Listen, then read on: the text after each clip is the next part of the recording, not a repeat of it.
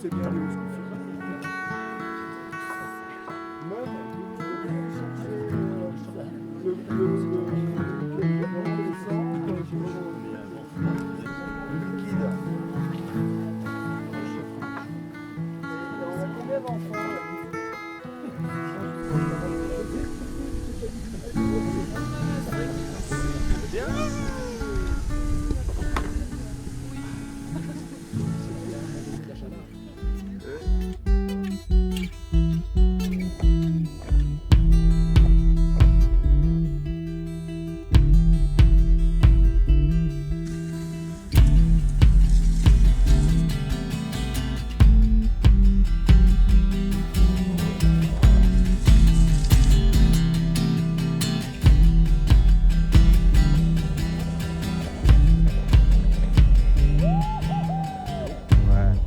En fait, en ce moment, on est en train de monter un documentaire scientifique de 52 minutes, donc qui s'appelle Il faut sauver les Alpes.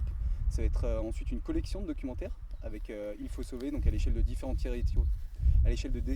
territoires sur différents sujets, en fait, toujours liés en fait à la lutte contre la pollution, contre le dérèglement climatique, et en fait trouver des solutions qui sont concrètes, locales et réplicables, justement pour préserver l'environnement et agir sur ces sujets.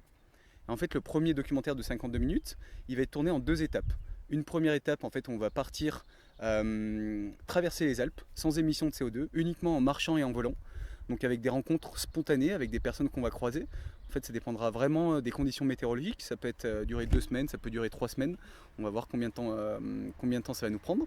Et l'idée, c'est de partir donc, de Cannes, en fait, de la plage de Cannes, et d'arriver à Salzbourg en Autriche, donc 2 ou 3 semaines plus loin, après 1000 km de marche et de vol.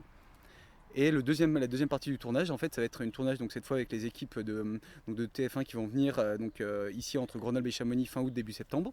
Et en fait, cette fois, on va rencontrer des personnes qu'on aura contactées au préalable et qui proposent ces solutions concrètes, locales et réplicables, et qui vont nous montrer vraiment des choses super intéressantes et qui s'investissent au niveau local et donnent de l'énergie, de leur motivation pour essayer de résoudre ce problème en fait et créer une société un peu plus durable et plus juste. Top, nickel. Bon bah top. Tac. Parfait. Hop. Alors comment va ta montagne? Bah nickel.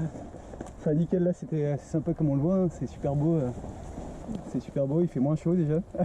On est moins en canicule que les précédentes semaines.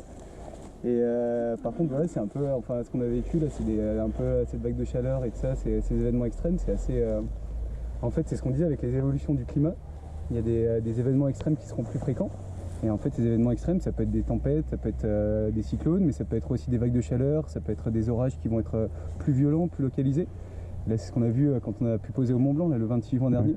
En fait le 26 juin on est parti de Plan Pral à 2000 mètres d'altitude, on a pu monter jusqu'à 5600 mètres d'altitude au sommet du Mont Blanc, et c'est énorme, c'est des trucs, des plafonds qui avaient presque jamais été faits au-dessus du Mont Blanc. Et en fait ce jour-là, c'était pas n'importe quel jour, parce que c'est 50 mètres en dessous du Mont Blanc, ils ont enregistré une température de 6,8 degrés dans une station de mesure juste sous le Mont Blanc. Et en fait c'est une température qui avait jamais été mesurée depuis le début des relevés des températures. Donc c'est vraiment des phénomènes qu'on n'a jamais eu, et depuis le début des relevés des températures, et pas qu'au mois de juin en fait, toutes saisons confondues. Moi je suis chercheur scientifique en fait dans les solutions pour lutter contre le dérèglement climatique du coup. Carrément. Et voilà, ouais, c'est ça. En fait avant j'étais dans l'équipe COP21. D'accord. Donc c'était une équipe interministérielle entre le ministère de l'Environnement et le ministère de la Recherche.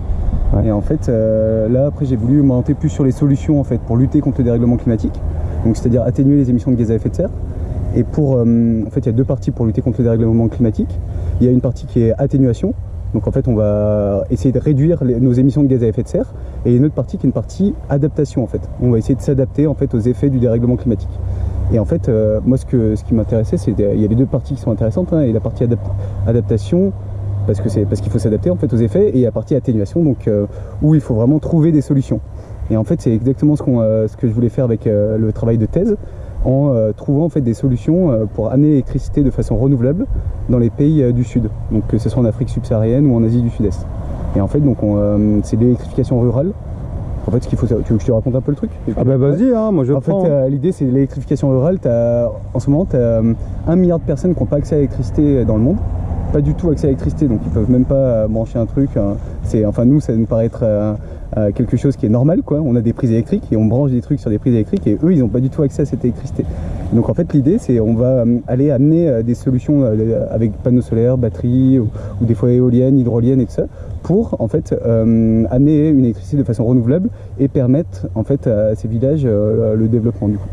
Donc ça c'est des solutions dans les pays du Sud qui a un gros impact de réduction des émissions. Et là ce qu'on va faire avec notre projet Il faut sauver les Alpes, qui est un documentaire scientifique de 52 minutes. L'idée c'est d'aller cette fois donc à l'échelle des Alpes en fait, de notre territoire, chercher des solutions concrètes, locales et réplicables en fait. Je donne un là.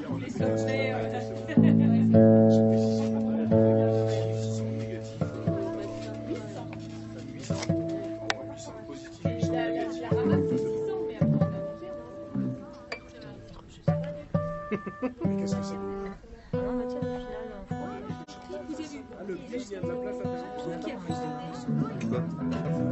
Nous sommes Pastobal, nous venons de la région parisienne. Pascal à la basse et moi Christophe à la guitare. Je me présente déjà. On va vous parler de folie, d'engagement, d'écologie, d'amour.